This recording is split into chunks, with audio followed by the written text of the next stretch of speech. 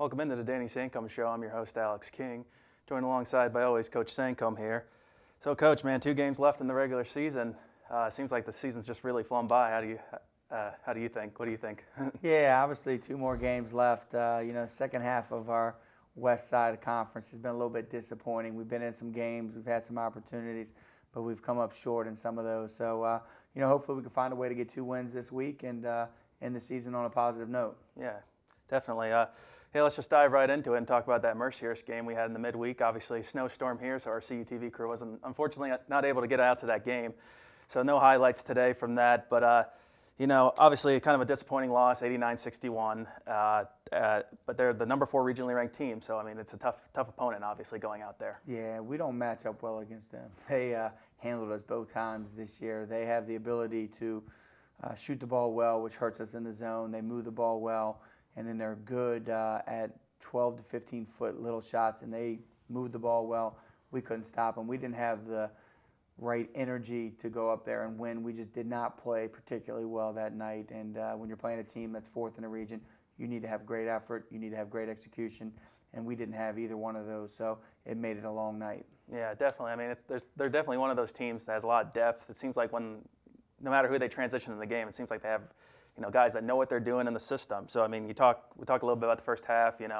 They rush out to a pretty early lead. You're able to battle back there, but they come in with that run to close the first half. So, what do you think about the team's response in the second half? I think you played a lot better then. Yeah, I just think we let it get away in the first half. I think it was 29-27. We had worked it to a 2-point game, and then they went on like a 13-3 run, I think it was, and it just put so much gap away from us. I think we tried to battle a little bit in the second half, but they just controlled the tempo, and it was their style of game, and they're tough to beat when you get into their style of game. Definitely. I mean, another strong performance, obviously, from Brent Pegram, 19 points, 2 rebounds, 3 assists, 11th time leading the team in scoring this season. But a great performance, honestly, from Colin McAdams, too. He had another double-double. What was his impact in that game, you felt? Yeah, honestly, both of them they weren't very efficient, though, and I think the length of the season has worn on those 2 guys quite a bit. I think Brent especially is physically beat up. He's been, over the last month, he's had some thigh injuries. He has a back issue at this point in time. He's got a hand issue that's going on. And I think for Colin, mentally a little bit is drained. Just the length of the season, being a freshman and playing 37, 38 minutes every single night has started to wear on him, but naturally he ends up with a double-double. I think efficiently, offensively, he struggled, but he was able to get enough done to get to 10 to 11 points. But he did do a nice job rebounding the basketball, for us. So it was good. Saturday, we try to cut him back a little bit in practice just to keep him mentally ready to go. Just the length of the season for him, playing out of position, banging inside consistently night in and night out, I think has taken its toll on him. Yeah, you talk about 3 guys there that are honestly playing, I mean, they're probably top 15 in our league in minutes. I mean, you're talking Zion, Colin McAdams, and Brent. I mean, it's definitely, I understand where you're coming from when you're saying it's wearing on them, and definitely with the loss of Jermaine Hall, but Colin McAdams has definitely been stepping up. He's kind of in that range of 8 rebounds, so he's doing what he can. And he's been great for us this year. Absolutely, his effort is great. Zion's effort has been great. Brent's effort has been great, but just the wear and tear of a season for, freshmen and sophomores is a lot. Brent probably played last year 15 to 16 minutes a game for us until we had some injuries, and then his minutes increased later in the season. But now we're asking him to score the basketball, take care of the basketball, defend a lot of stuff, and same thing with the 2 freshmen. We're asking them to do a lot. They've been great. They've worked extremely hard, but I can just tell the length of the season has worn on them, and we haven't been, with those 3 guys, they haven't been nearly as efficient the last 3 to 4 weeks of the season. Mm-hmm. Yeah, so obviously after a long night in Erie, we come back on Thursday and we have a new logo reveal for the whole university, a chance for Cal U to introduce a new identity for the institution and the athletic department.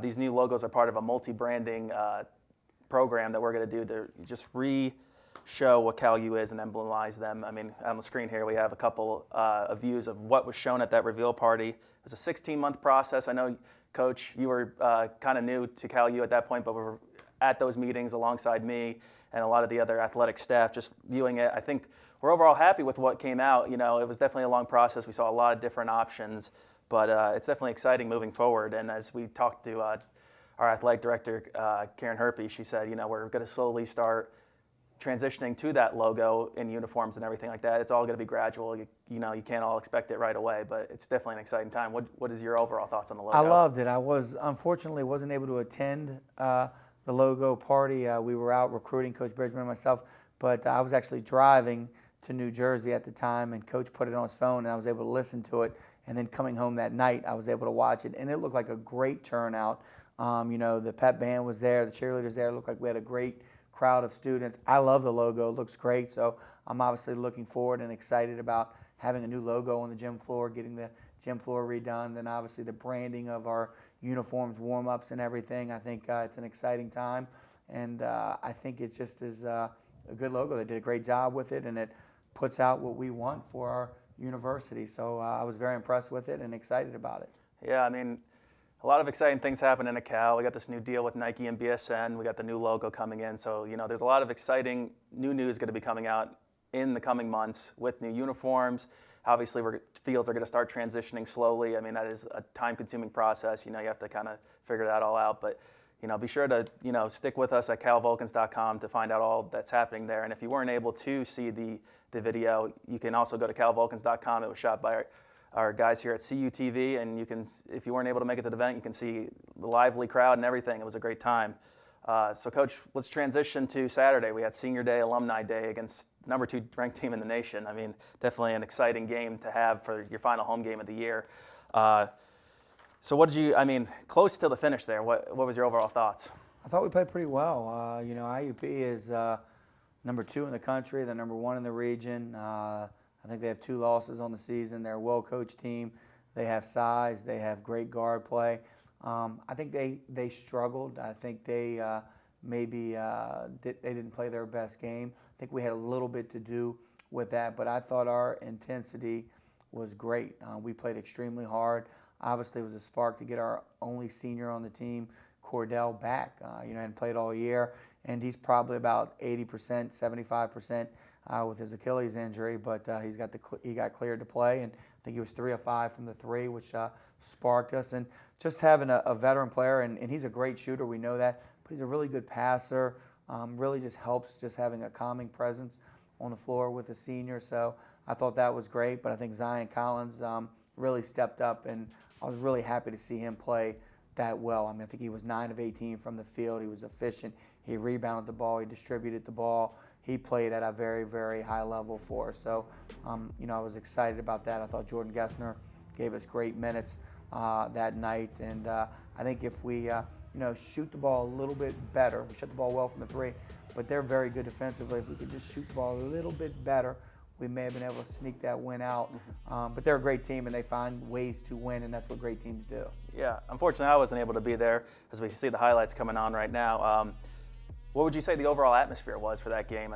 We saw a very strong showing for the women's game. Would you say they stuck around and Absolutely. For you guys? No doubt. Great fan base. Attended very, very well. They were loud. They were lively. They were into the game. I think our guys fed off that energy as well. And I think for the most part, once school started back up, we've had good support from our students. We have to do our part now, and our part is winning basketball games and having a excitement about our men's basketball program, like our women's basketball program. They're in the top 10 in the country, top 15 in the country the entire year, winning games. And we've got to get our program at that level where students are excited about it, fan base is excited about it, and we plan on working hard to get to that level in the near future. Yeah, we're definitely looking at these highlights right now. This was a point in the second half here where we just started really pushing forward. We came out strong with a 12-2 run to start the half. And then you have Zion Collins, which started to chip away at the lead right here. Zion Collins hits this 3 to take the lead. Definitely got your team sparked, and, we thought you could have just got it going there at that point. Yeah, and then we hung around, not only just getting, back into the game and taking the lead, with about 15, 16 minutes left in the game, going back and forth and really toe-to-toe with them until the end. They made a couple foul shots down the stretch, obviously, to stretch it to 5. But, with 2 minutes left in the game, we're right there having an opportunity to possibly beat the number 2 team in the country. And I'm not into moral victories at all. We want to win basketball games. The guys in our program want to win basketball games. But, I told them after the game, if we pay attention to detail, if we work harder than the opponent and execute better than the opponent, we will have a chance to beat anybody. And it's difficult because we dressed 7 guys, but if you play harder than your opponent and you execute better than your opponent, you're going to have a great opportunity to win the game. Yeah, absolutely. I mean, we talk about the return of, as we mentioned, Cordell Smith, the senior on this team, a guy that's really been through a lot of transition, honestly, with this program, 3 different coaches, but very familiar face to Cal fans, Cal basketball fans, seeing him back on the court. 17 minutes off the bench, 9 points, 2 rebounds, and a guy that's been a very effective player. We don't want him to think of him as this part of his career is it, but a kid that scored over 700 points, dished the ball very well. I mean, what's it like having that kind of senior leadership on the team, although he wasn't able to see the court as much this year? Well, first, he'd be a 1,000-point scorer if he played this year, without a doubt. He has been great, and no player deserves to go through 3 coaches. That's just really, really hard. But he's the one person I would say has been absolutely great for our program. He's been great for our young guys. Obviously, when you tear your Achilles, you can't do a lot. He was in the weight room lifting, doing what he could in the preseason, during the season. He's been at every practice. He's been, attended every game. He's been incredible. And just his voice in the locker room has been great for our young players. And then obviously to get him out there, it was great. Our guys fed off of that. That was a big part of our energy as well. And not only to come out there and play about 70%, but to give us 9 points, 2 rebounds, and a steal. He did some things to try to give us an opportunity to win the game. And after the game, that's the first thing he said. He goes, "Coach, I just want to keep giving you anything I can to help these guys. They deserve to win basketball games." And we really do appreciate his leadership. We appreciate his heart. I mean, it takes a lot of heart to come back from Achilles injury and play and be productive. And he's been very, very important for our transition of our coaching staff to come in here. He's been great. Absolutely. I mean, the guy that's just, like you said, tore his Achilles, and to battle back this quickly, to even just play even a slight bit is great to see. I mean, it definitely was nice seeing him out there. I mean, I know Coach Lombardi's very familiar, knows who Cordell is. Cordell's had some great games against IUP, so I know once he started getting it going, he knew he had to start getting on him. We're just going to take a break here at the Danny Sancomb Show. We're going to come back. We're going to discuss a little bit more about the IUP game, and we're going to go into the PSAC standings, the schedule upcoming, and preview tonight's game against Seton Hill. We'll be right back.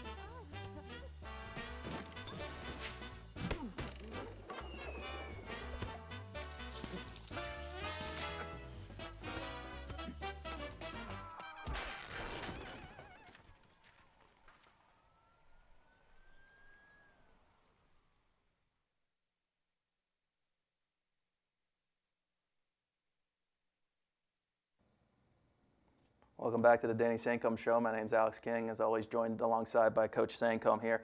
Now, Coach, we talked about Cordell Smith, obviously a familiar face, but let's talk about a future face of this program, and that's freshman Zion Collins. 3rd time this year getting Freshman of the Week from the conference. A career-high performance against the number 2 team in the nation, 25 points. We said 9 of 18 from the field, 4 3-pointers. I mean, a kid that's obviously, we talked about playing tons of minutes. I mean, talk about this kid. I mean, he seems like everybody, I see comments on social media every now and again, this kid's going to be exciting to watch in the future. Yeah, he's excited to watch now. I mean, Yeah. he's a really good player.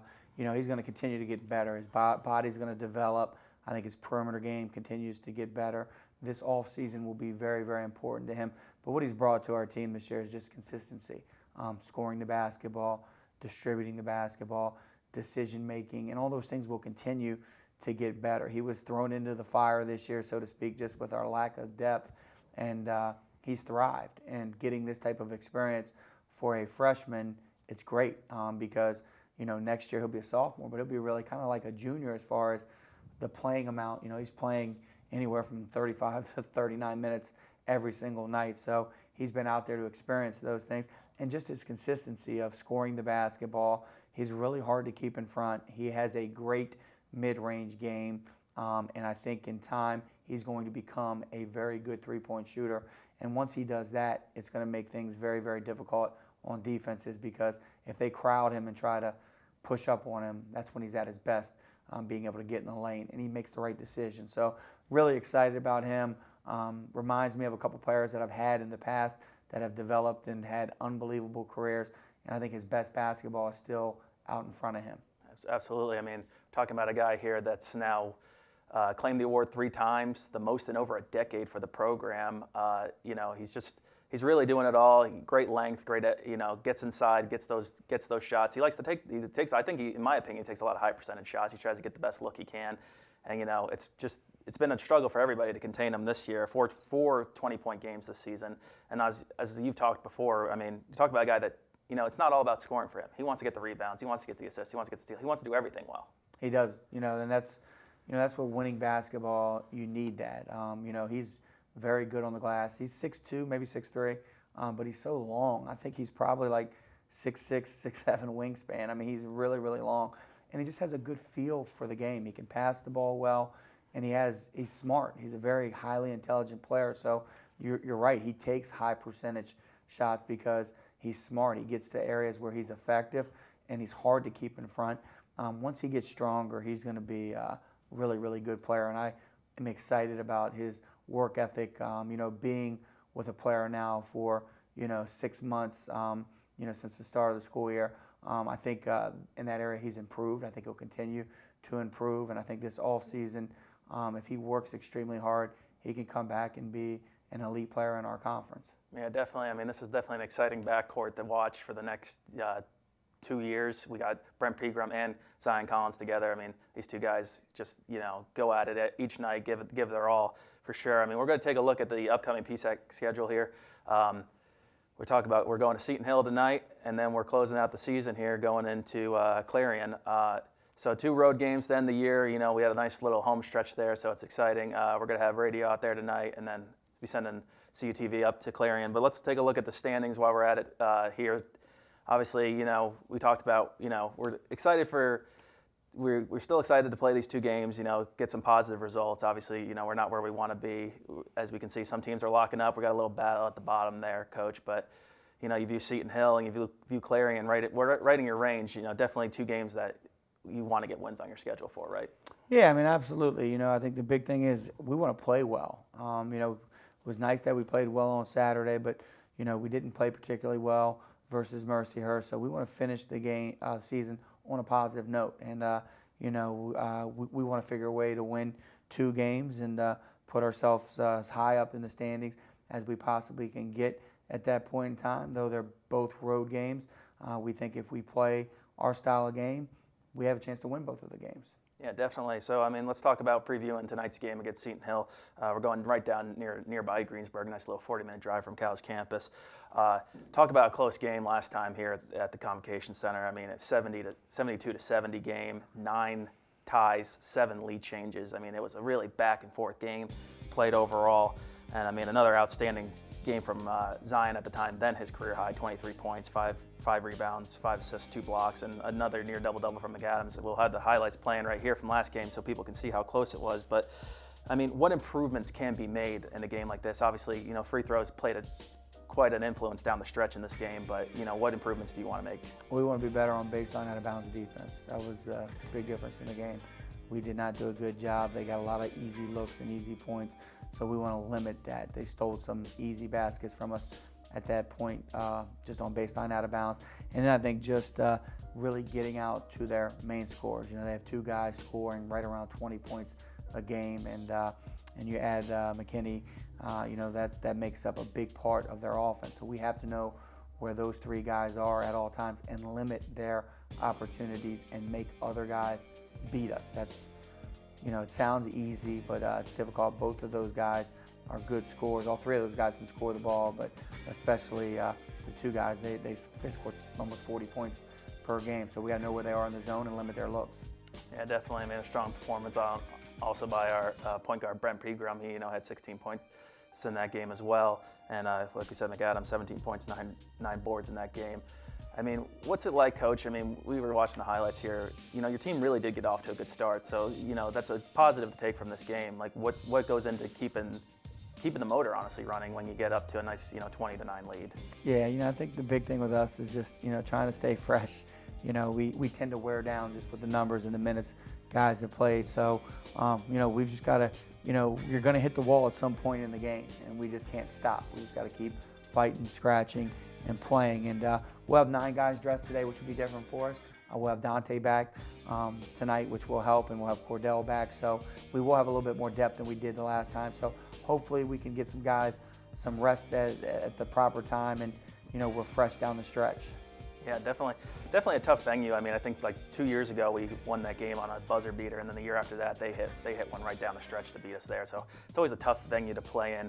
You talk about the Griffins here. They've won 4 of their last 6. They're kind of hitting their stride finally this season under a new coach. So it's all it took some while to come together for them, but wins over Clarion, Gannon, UPJ, and Edinboro.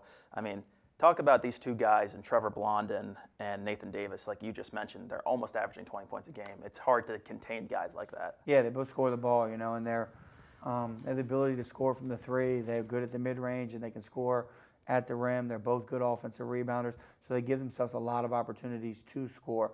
So we've got to know where they're at. I mean, we just can't let them have wide-open threes. If they're going to make threes, we need to make sure they're a tough contest.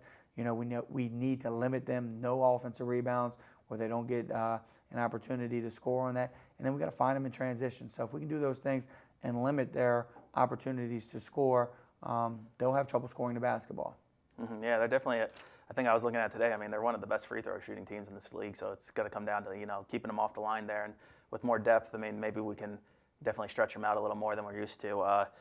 So, Coach, I appreciate you joining us today. We'll just wrap it up here today for the Danny Sancomb Show.